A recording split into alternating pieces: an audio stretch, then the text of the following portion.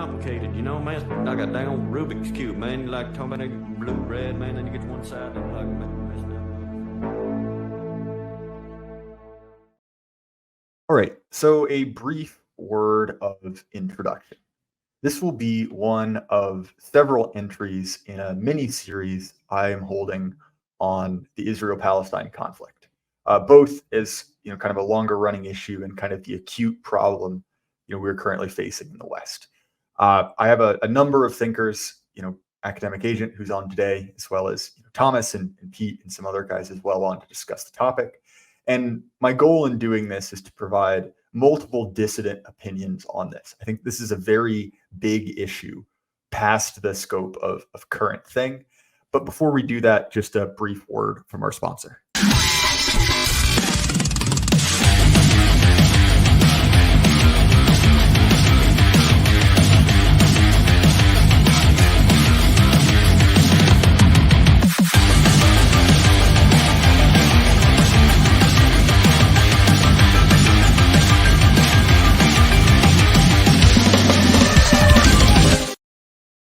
All right, Academic Agent, welcome back to the Jay Burden Show. How are you doing?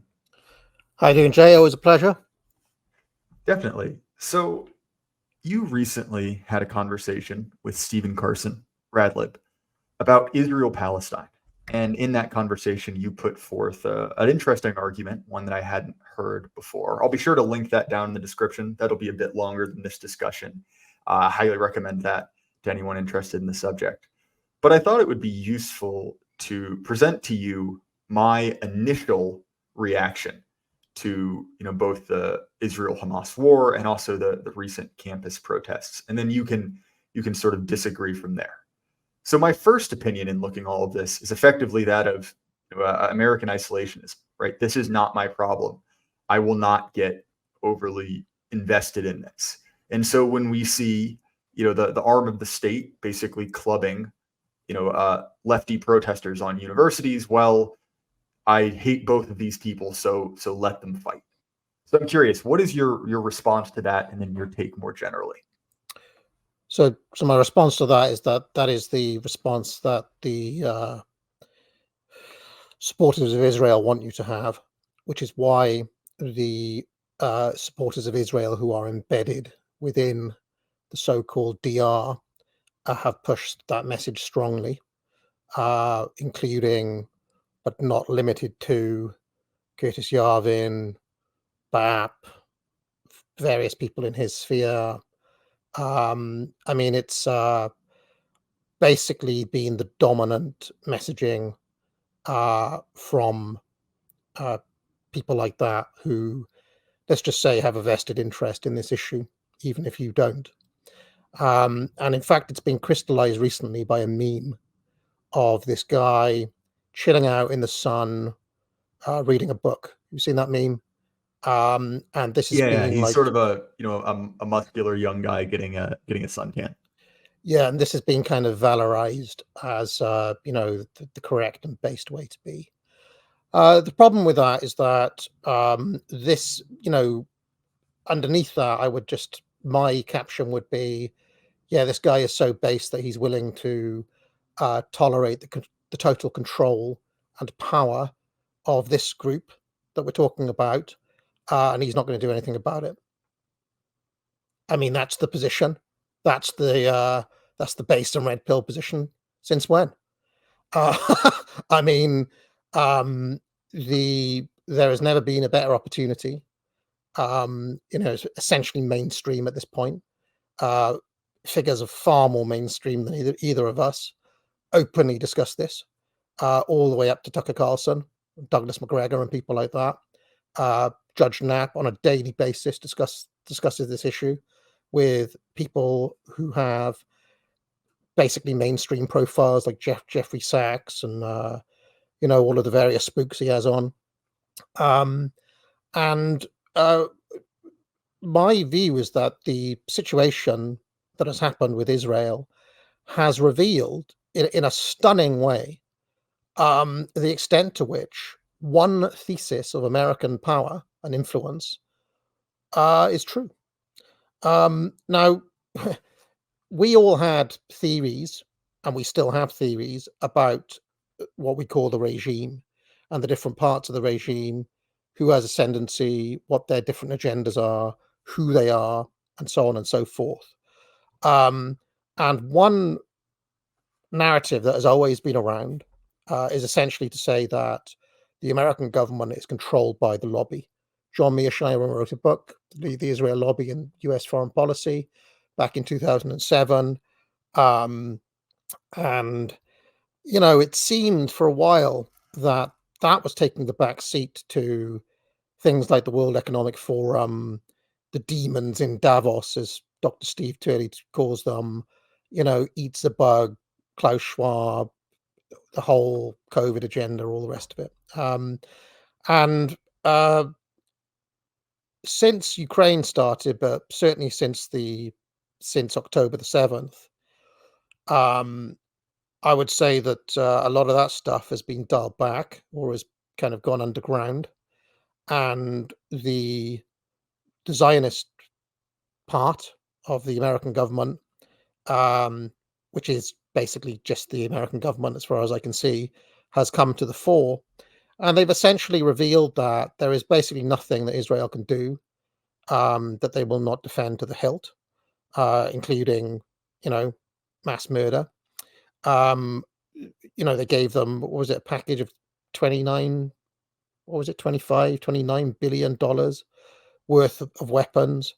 And the full arm of the state, all the police, all of the various arms of the security apparatus have come down on the criticism of Israel in a way that we just haven't seen. And let me take you back to the based guy sunbathing and reading a book saying, "This is not my problem." Okay.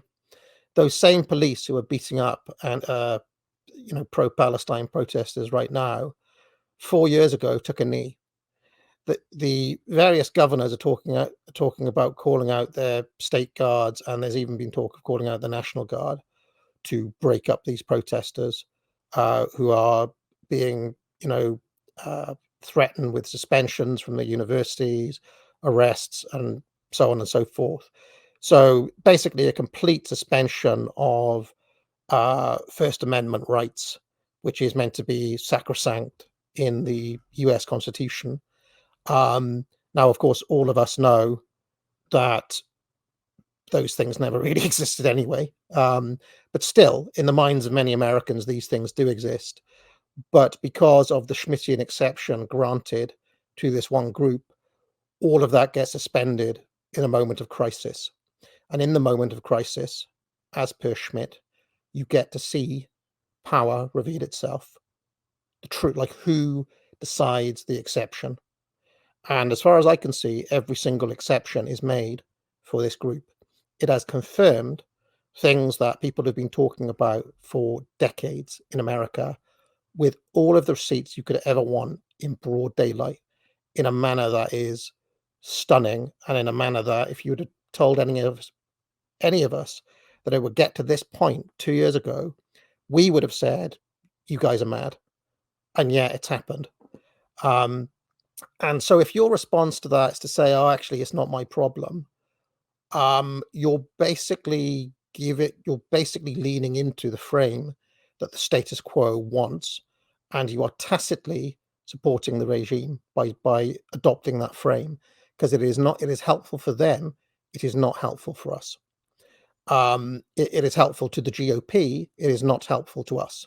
It is helpful to all of the various nodes of containment in the system. It is not helpful to us. So I recommend that you reject that frame wherever possible and highlight and promote people who openly call out and expose their power and call them on their bullshit. That is my view. That is the correct thing to do. The complacent, weak, and cowardly thing to do is to adopt the other frame. And let me just say something about instincts a second, because it was initially my instinct too, right? Because I have a personal reason to hate these people, as you may know. especially the BLM protest of 4 years ago. I was outspoken about that at the time, and I paid personal and professional costs for it. Let's just say that. So, there's part of you that kind of desires revenge, and for that revenge to be taken out on your enemies, regardless of who is doing it. Okay, I understand the instinct perfectly well. The trouble is that they understand that instinct too. And when you're dealing with people who are adept at manipulation, of course, they play on things. They naturally play on things that appeal to your instincts. And if we're talking about the influence of certain people, they have consistently done this throughout their time in ascendancy, playing on your instincts. And well, a much easier realm to see it in is in something like pornography. Let's just say, men get turned on by women, so it's an easy in, right? So I would say that it requires discipline and control not to be led astray by their manipulation. Everybody is aware of the concept of red meat. In this country, the Tory party are expert at throwing their base a couple of slabs of red meat once in a while. Okay. But of course, we know through all of the work that we've done and all of the conversations that we've had that these people are our enemies. The Tory party are our enemies, the GOP are your enemies, and certainly the people they answer to are. They are the ones who are receiving the massive funding, the lobby money, the backing of all the institutions, and so on. Those are the things that we're against, so we should be against those. The dipshit 18-year-old communist actually has no power, right? I mean, this is simple stuff. I would also say, by the way, that I would apply this to every other field too. And I've said it before. You should not direct your anger, let's just say, at black people per se. They're going to be who they are, right? You should address your anger at the power structures that allow this to happen and who weaponize them against you, right? So keep your eye on Sauron, not on not on the orcs. It's pretty simple stuff. So yeah, that is my argument in a nutshell, Jay. And I feel that as always with these things, people will instinctually not want to agree because it's easier not to, but ultimately it is the right thing to do at this time. So that is my view. Now, I'm not saying become a grug and start acting like the worst elements, in our midst. That would be unwise, right? But there is a way of drawing attention to these things without behaving in that manner and without leading into, low IQ bigotry and, stupid tropes and memes and that sort of thing. This is happening. It is what it is. And we shouldn't be afraid of pointing that out. Especially at a moment where they're vulnerable and feeling like they're in need of support. There's been an active process to try to court people like us. They have a huge interest in that, and one of the reasons for that is because they need people who are prepared to work with them. They always need alliances, and I'm just saying deny it. Deny them any wins, deny them any ins, stay on top. Now, that is not saying join the protests or become obsessed with the Palestinian cause or anything like that. I'm just saying that at this time, when you say, "Oh, I hate both sides, it's got nothing to do with me," you're actually doing the work of containment and helping, giving a kind of carte blanche to this group and basically saying, yeah, actually, I'm all right with you guys being in power, controlling my speech, making Texas and Florida and all these places, the what did Greg Abbott say? I want to make this the safest place in the world for this group, and pass laws controlling what you are allowed to say and what you're not allowed to say.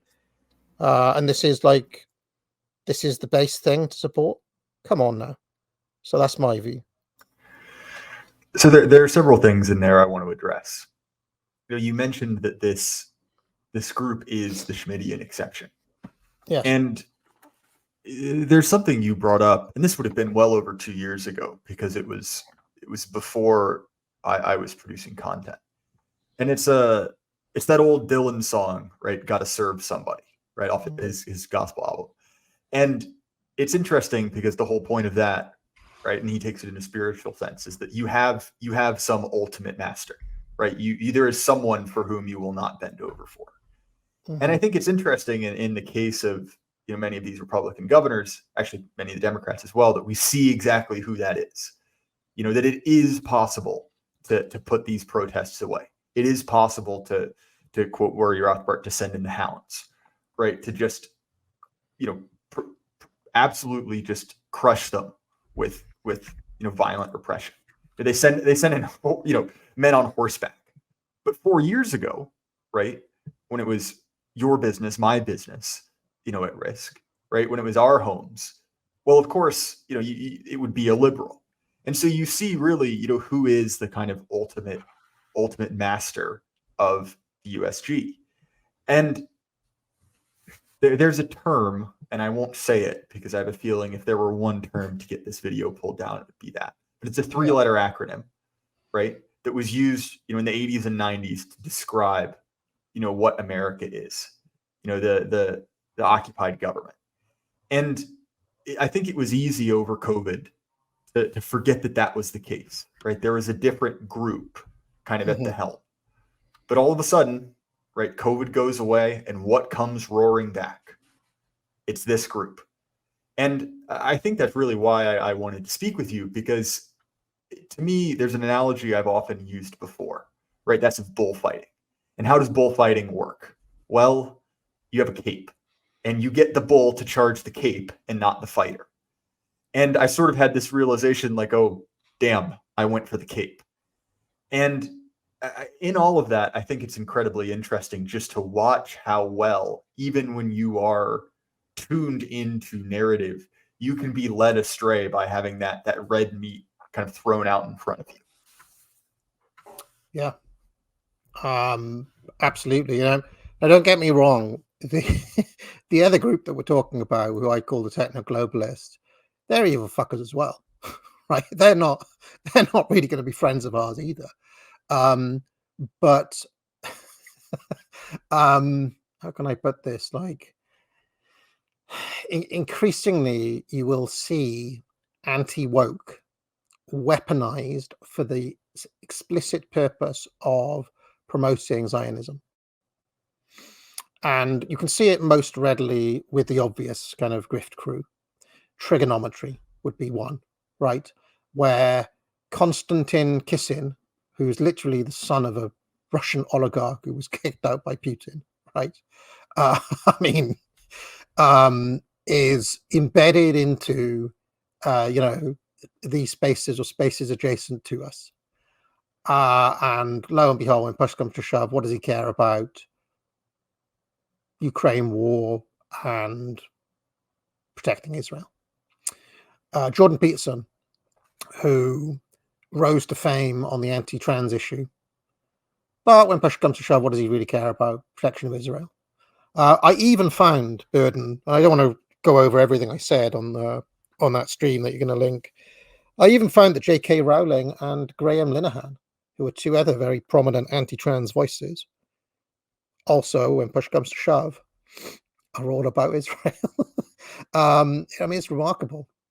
So, yeah, you have to be. This is why I've talked so much about containment over the past several years, because it's effective, and that's why they do it, and that's how they can get people who they ostensibly hate and have no respect for at all to do their bidding for them. And I guess what I am saying is, why would you ever want to be their useful idiots? just for the catharsis of seeing, you know, some blue-haired lesbian get a truncheon on the head, you know. So yeah, that is it in a nutshell. I had a moment, Burden. I don't know if you want to get into this now, where I actually considered that what we call woke, or the techno-globalists, could use woke to kind of put Zionism away and to bring Israel into line with the global liberal order and make it, i.e., take away its exception, take away the Schmittian exception, and make it a normal gay liberal country. Okay, and I wrote an article asking that question: is that going to happen? Well, We have had the answer. We have had the answer to that question now, and the answer is not a hope in hell. You know, in Populist Illusion, I have a chapter on Bertrand de Juvenel, the high-low middle mechanism. Excellent book, written by C.A. Bond, all about the Juvenalian model, which is called Nemesis. I don't know if you can still buy it, but track it down if you haven't read it, where they talk about how power uses clients against its rivals. I call them rival castles. C.A. Bond uses subsidiaries. I can't remember exactly what Juvenal calls the middle now, but it's like, you know, any kind of independent rival power. And you know, it looked like the globalists were essentially seeing national government and national sovereignty as rivals to the castles it was building, its power structure. And what the American government has done, using it through Ukraine and through the Israel crisis, I think it's accurate to call it a crisis at this point, is basically to blow all of that stuff up. In the case of Nord Stream, like quite literally blow it up, and to say, no, actually, we're in charge. What are you going to fucking do about it? Because we've got the army and you don't. Because the globalists have to rely on money and soft power, whereas America's got the big army, and the big army is basically in the, not just the army, the police, the security services, the politicians, the White House, everything, like, are all in the service of Israel. Essentially, it has been proven. I mean, I don't know if you want to have a look at the Congress votes or the Senate votes, but they're overwhelming. Bipartisan support, when both parties agree on something, that is when you know. And both parties agree on all of these things. So, you know, there it is. I mean, I don't know what else to say. It's just out there now. Everybody can see it. And I don't know why you'd ever help them. So I'll play devil's advocate here. There are some who have said, you know, some of our network have floated the idea that, you know, we can't solve our problems without the help of right-wing Zionists, right? So we need to support them, and they will in turn support us. I think that is a spectacularly dumb idea. But would you care to explain why? Yeah, I will. They will never give you anything you want at all. You may get a bit of like red meat here and there in the short term, but in the long term, they will always simply just advance their own interests. A figure I would focus in on, who has probably been the most prominent example of this strategy, is Stephen Miller. You know, he's pretty close to Trump. He was part of the Trump administration, well-known guy. Okay, he is basically using white grievance politics as a Trojan horse to ban criticism of Israel and to advance Israeli interests. And you watch now, if anything is actually done in real terms, by real terms I mean actual action by the state, legal laws being passed and so on to protect white men in America. Not Jewish men, white men. And I think you'll find that they won't actually lift a finger when push comes to shove. Actually, if you have a look at the trajectory of MAGA, they have gone the opposite route. They are actively recruiting black people and brown people, actively and openly courting them, selling them gold sneakers, and releasing videos of Marjorie Taylor Greene sitting on a throne while some rapper talks about how base she is. If you think I'm making that up, I'm not. Go and look it up. So, and I call this out pretty early too. I said, like, well, this is the destiny of MAGA, basically, that Trump will actually bring about the actual goals of DEI in actu rather than in theory, only rather than them all being LGBT pussy hats or whatever, spouting anti-colonial rhetoric, they're all wearing MAGA hats instead. And this has happened. I mean, it has happened as well. And again, as with everything I say, which is true, this was massively counter-signaled at the time. And yet, how has reality played out? Now, my question to you is, if you were going to get all the things that you truly want by supporting these people, why is that happening? Why is that happening to what is in theory meant to be your movement, Make America Great Again, and Trump, which is what brought so many of the people to the table in the first place? And he's not going to do any of that. It's going to be, retrenched liberalism. I wrote an essay called The Rufo Reich, which laid all of this out, which I'd encourage people to go and read. And I'm not saying these things to blackpill Burden. I hope you understand that. I'm saying these things because that is what is happening. Right, that is just how it is.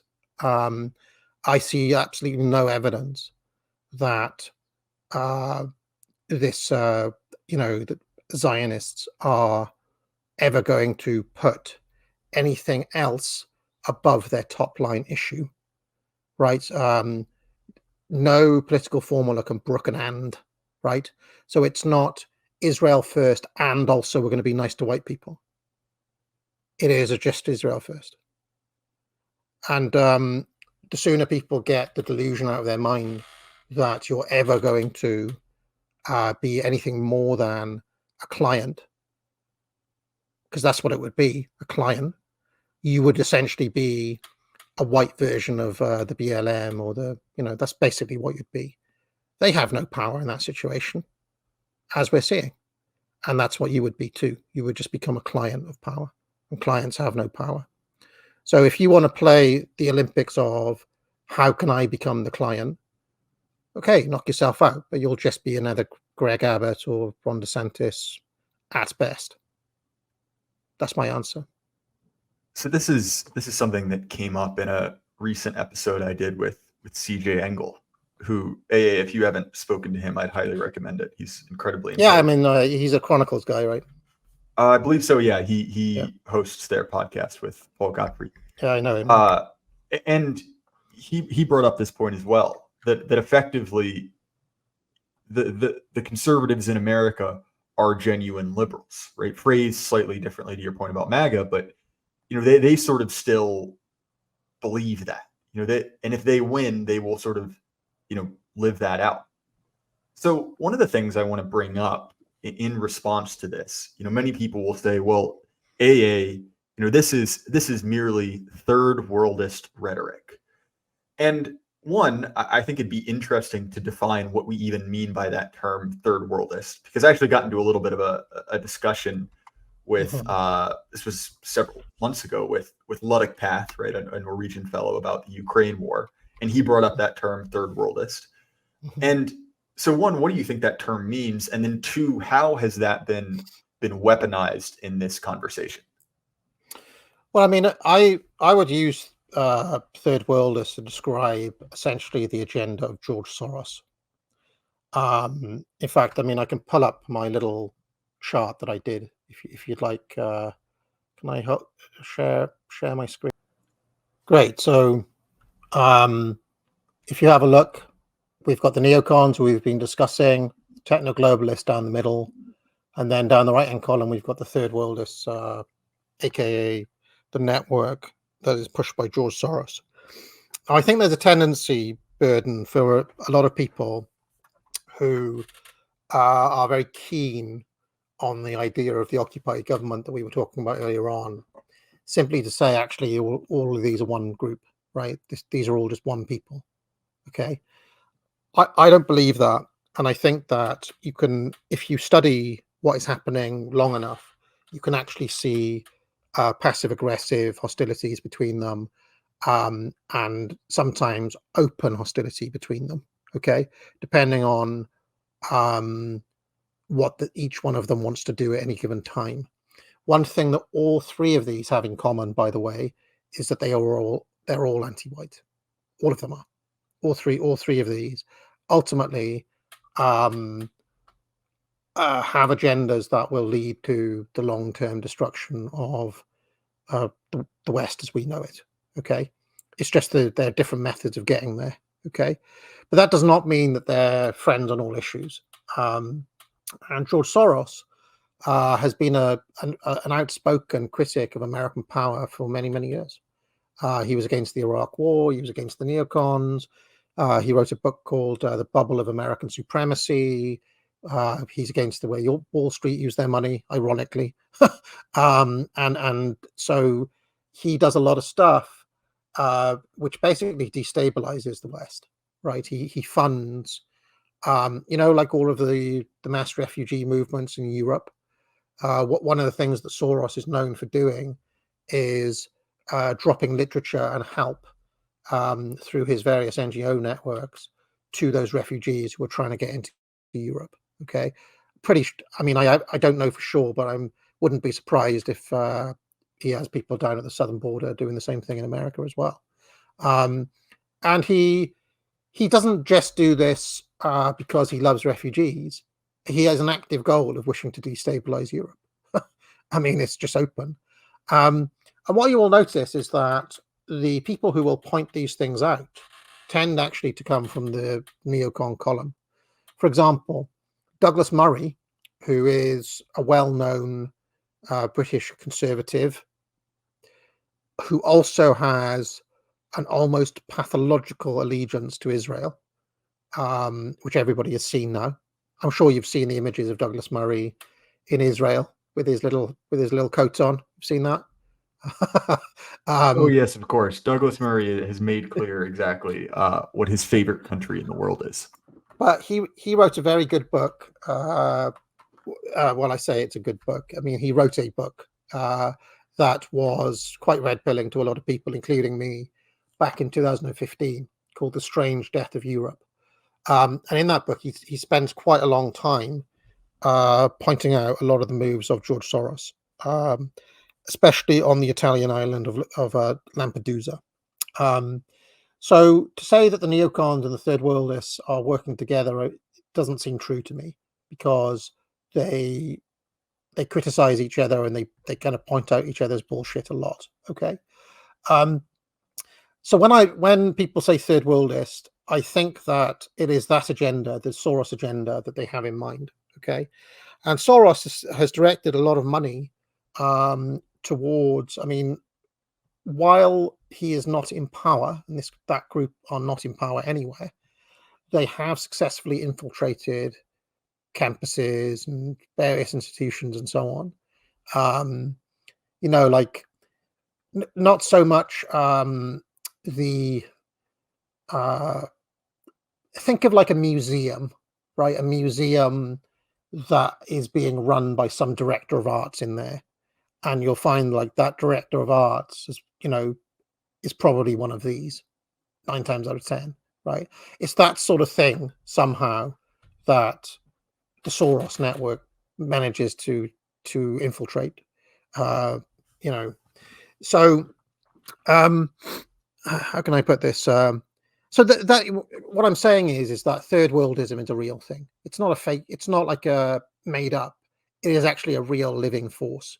we are in the West today, and it has political power. Okay, Jeremy Corbyn is more towards this. I'm trying to think of an American equivalent. Not so much Bernie Sanders, but maybe some of the Who's members that of the Jackson Hinkle guy who's big on Twitter? He seems to align with that. yeah, Jackson Hinkle, possibly Ilan Omar, maybe, you know. So they've got like a little foothold in, but it's obvious the Squad, for example, are not dominant within the Democrat Party. They are insurgents and upstarts who are disciplined by power on a regular basis. In fact, it's quite funny to watch the trajectory of the AOC, who is now essentially buck broken. Do you remember her when she first came in, all Oh, well, this bright-eyed and is bushy-tailed? I can't remember who it was. This is the case of listening to a lot of content. I remember where I was, but not who was saying it. And they essentially made the argument that Nancy Pelosi was AOC 40 years ago. And she's sort of been twisted into this lich. Actually, it might have been it was, I think it was Bog Beef. And there's some sort of like sick joy that I take from looking at these people and just watching the life twisted out of them They by talk their about own demented ideology. they talk about the cycle of abuse. So Nancy Pelosi has been turned into this creature, and now she's turning the AOC. Now she's turning the AOC into one. Exactly. It's dark, isn't it? Really dark. But I mean, I guess the technical name we'd give to this process is the iron law of oligarchy, right? And you were never going to get far in the Democrat Party being anti-Israel, right? Even if it's widely supported by a lot of the base, as we're seeing, it's obvious that the Democrat Party answer to the same masters as the Republican Party. So that is basically how I describe third worldism. But this has now been instrumentalized, okay, as a way of dismissing anyone who wants to criticize what's happening in Israel, or let's just say you're not up for the mass killing of children, or you want to adopt anything beyond the frame that we discussed earlier on, which is, it's not my problem. Okay, this has been instrumentalized in a pretty stunning way. I will keep on directing people to an essay that was written by Joseph Jordan about a month ago called Third Worldism. His Substack is called Litoria, and the essay on Third Worldism, which I can read a bit of if you'd like, is a great one-shot takedown of this strategy that is being used. Okay, basically as a way of discrediting anyone on our side of things who wants to counter-signal Israel.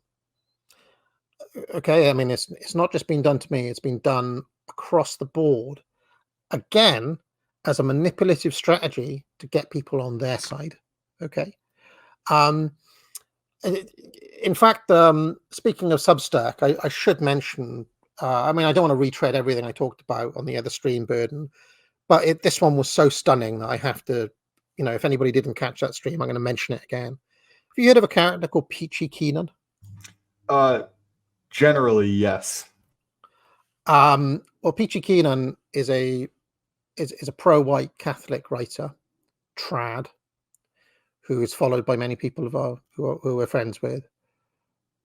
Turns out she's pretty into Israel, and recently she wrote a Substack piece called "Meet the Zoomowaffen," in which she stunningly revealed that her mother was Ashkenazi Jewish, that she grew up in a Jewish household, and she didn't find it relevant to mention this fact until now.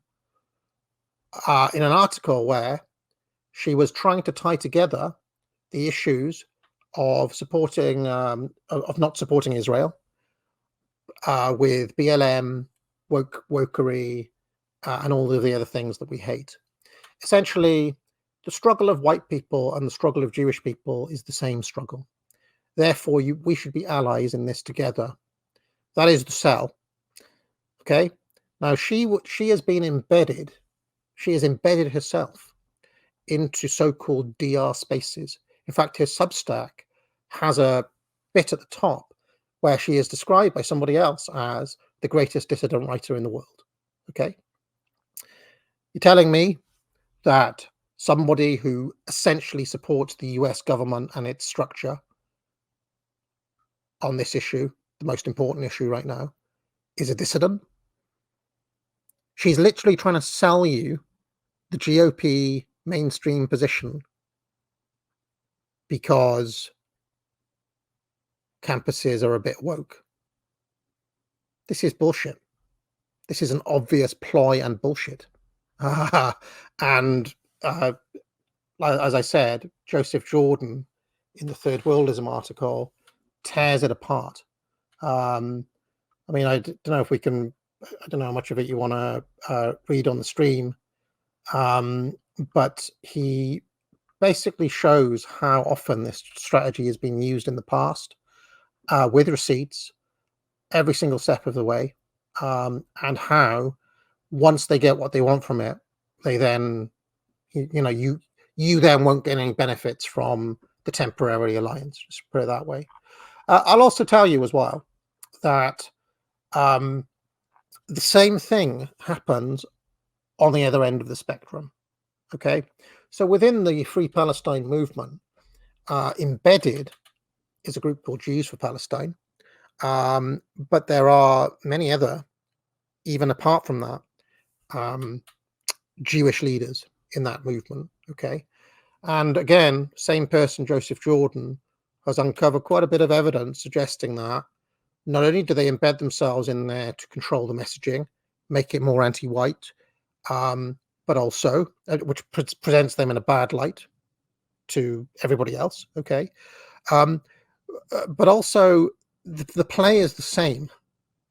So they're there on the ground telling all of the non-whites who are part of these movements, whether they're Arabs, Muslims, blacks, you name it, oh, you side with us against the whites. Okay? I mean, this thing happens in broad daylight.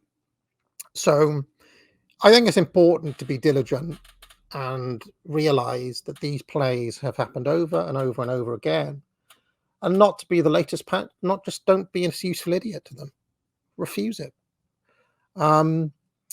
So yeah, I mean, so to answer your question, third worldism is a real thing, and there could even be third worldist elements in the kind of pro-Palestine movement, like Jackson Hinkle, who you mentioned.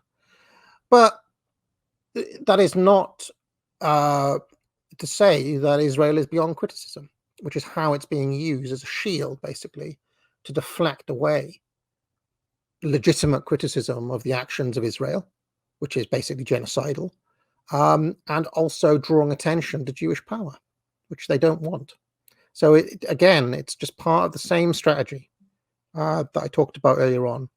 And they always use the same tactics. Everybody talks about high verbal IQ, but the tactics are always the same, which is essentially to try to delegitimize voices who oppose them in the eyes of people who would otherwise listen to them, by attacking their character, by trying to show them as aligning with enemies, and so on and so forth.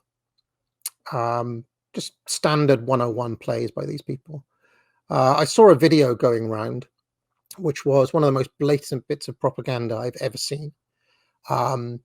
Again, shared by various networks who we are adjacent to in an approving light. And it was a white blonde girl basically saying that, complaining about the pro-Palestine protesters. And it literally ends with her saying, do you know who's not doing that? All of my smart and wealthy Jewish friends. And I just said, this is Edward Bernays 101, which is an obvious point that anybody would make on any other occasion. It had subtitles on it, Burden. Okay? If you don't know Bernays' play, attach something to a sexy woman, to an authority figure, to something that has social cachet, present the thing that you want to do, smoking cigarettes, selling goy slop, whatever it happens to be, as high status, and presenting whatever the alternative is as low status. That is what that video was doing. I pointed that out, as I always would. And of course, various people say, oh, this is too online. You've never met a real person. All of the usual bullshit. Whereas, in fact, what it was is a piece of Zionist propaganda inserted onto TikTok as a way of combating the superior propaganda coming from the other side, which has dominated TikTok. TikTok, by the way, is probably going to be banned by the American government because it's quote unquote Chinese owned. That's the reason they're giving. But of course, the real reason they're doing it is because they can't control that space. It's outside of their management, and they don't like the fact that Israel is being counter-signaled on there so heavily, and that the basically, if you go on TikTok, you'll see what Israel are doing pointed out over and over and over again. And this is one of the reasons why they're losing this generation, because they can see it. I have heard that the Chinese are going to call their bluff, force them to take them to court, refuse to sell, and put them in a situation where the only option available to them is to ban TikTok. And if the American government bans TikTok, that's millions of pissed off young people. So that's going to be an interesting thing to watch play out. But I would just say third worldism has been used as a kind of force field to deflect away legitimate criticism, and again, reject their frame. Don't give them that out. Don't give them any wins. Don't give them any quarter. Stand your ground. They'll cry, they'll bitch and moan, they'll call you names, but fuck it. We are in the business of being dissidents, which does not mean walking in lockstep with the regime. End of. Yeah, I think that there are several things there. One of the most interesting is that that attempt to wield status, right? To signal opposition as low status, right? Something that effectively the term they're using to appeal for the right is brown, right? Oh, that's something for brown people. Yes. This is not my opinion. It is the opinion, of course, of certain Zionist activists. I wholly condemn it. But it's interesting because there's sort of and this has been remarked upon by many figures on the right, that and this was very, very apparent during 2020 and the Floyd connected riots, right? That the Jews are simultaneously white and not white, depending on context. And we see that they have become white again, right? You see this constant refrain. And I noticed that James Lindsay has been banging the drum on this. And there are very few negative signals as strong as James Lindsay. I endorse the opposite of almost everything he says.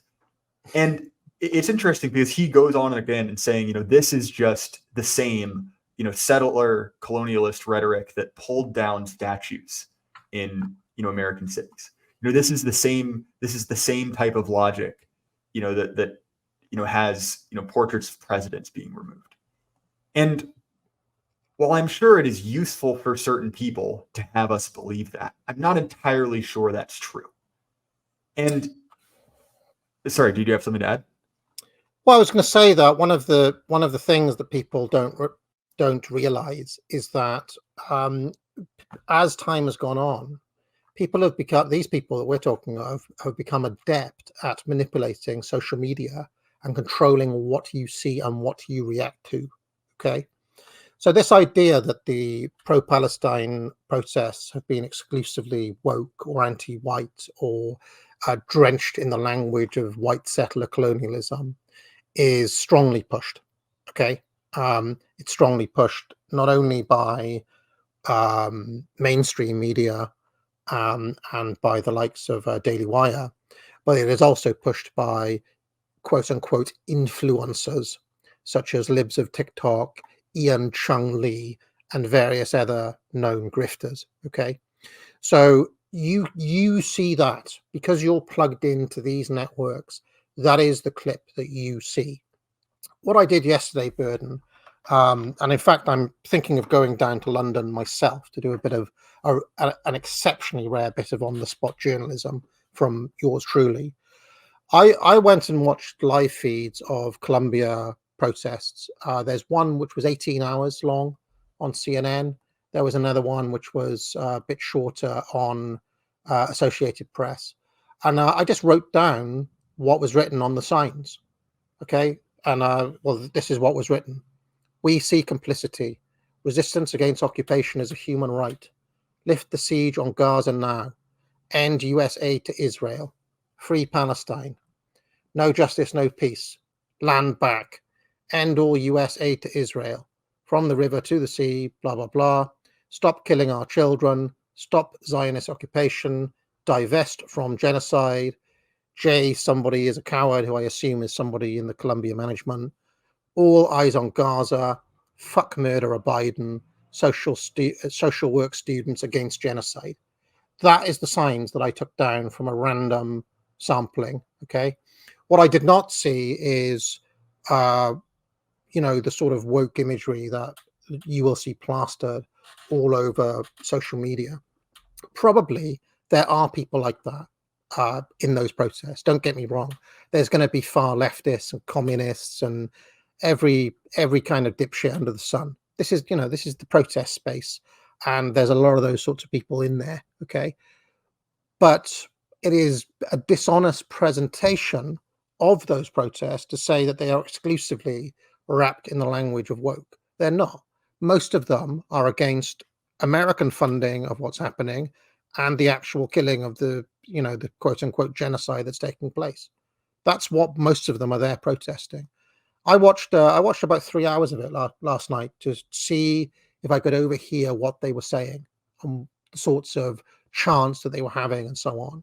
And it was all just like generic Free Palestine stuff. It wasn't them, and again, like with so many other things, as soon as I said that, all sorts of people come out of the woodwork. And you know what's always a big tell, Burden, is when the people who come out of the woodwork don't follow you. We're like, who's this fucker turning up, trying to tell me what I should and should not think? Remember, they want to control what you think. And the best thing that you can do is to resist every single frame they want you to have. Even if there's some truth to them. And there is some truth to them, otherwise they wouldn't be able to show it. But it's not the dominant messaging there. So I say, don't give them that either. Give them 0 wins. I think that's a good frame, and really it's why I wanted to speak with you more generally. I think that one of the other things that sort of, because, and I hate to say it, but growing up in the Bush years, right? I remember the kind of constant roiling conflict between Israel and Palestine. And so my initial reaction was sort of this, oh, here we go again. Whatever. The Middle East continues to have wars. But the outsized social media presence that you brought up is something I've definitely seen. It seems like the bots are out. And whether they're bots or Indians, it's sort of the same thing. Lots of them are Indians too. Speaking exactly. Speaking of brown support, bloody hell. Anyway, yeah, really. But to me, that sort of signaled that there was more to this than just that kind of roiling conflict. You brought up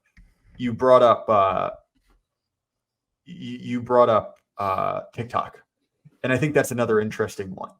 And another clue to me that this is a very uncomfortable situation for the regime is that they are pulling out any stop to make this go away.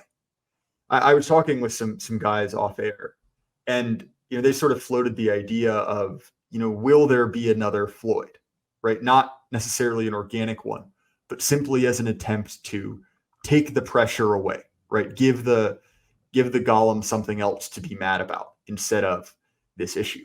Because, and I realize we're almost at time, but one of the things I find interesting in this, in that the left-wing coalition is sort of fracturing, right? We see this gap between the high and the low, right? That the protest wing, right, whatever you want to call those people, are no longer on side. And after 2020, we saw that could be very quickly put away. But it seems like now they do not have the ability to put it away as quickly or as easily as they want to, because they very clearly want this to go away. And so before we wrap up, I'm curious, what do you think will happen there? Do you think that this will prove to be a fatal fracture in the left-wing coalition, or do you think that they'll be able to jam it back where it needs to be? Very hard to say. I wouldn't put it past them. That's an interesting idea. I think the moment of truth for the regime in general and for all of this will be what happens if Trump wins, which I think is going to happen, and how unleashed will the left be? Okay. Charles Hayward believes that they're going to chimp out big and burn things down. Okay. I believe that they're not. And that the system has been gearing up for Trump to calm everything down again. I don't know if you noticed, but they're talking about Trump nostalgia now in some newspapers. Trump nostalgia. I mean, has Trump actually gone away? I mean, nostalgia for what? Like, I mean, are we talking like nostalgia for 5 years ago? This is like how small the cycles of nostalgia are now. So if you have like newspapers that even a few years ago were calling him, Cheeto Hitler and all the rest of it, Orange Man bad, and now it's like, oh, people have got Trump nostalgia and we hope he comes back. I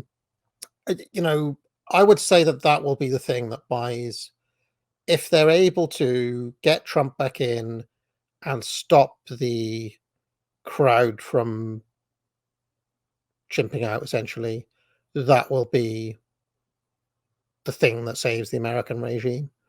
And again, there's an argument to say that it's better for Biden to be in power, for everybody, not for the lives of everyday Americans, because obviously Biden's been shit in that way.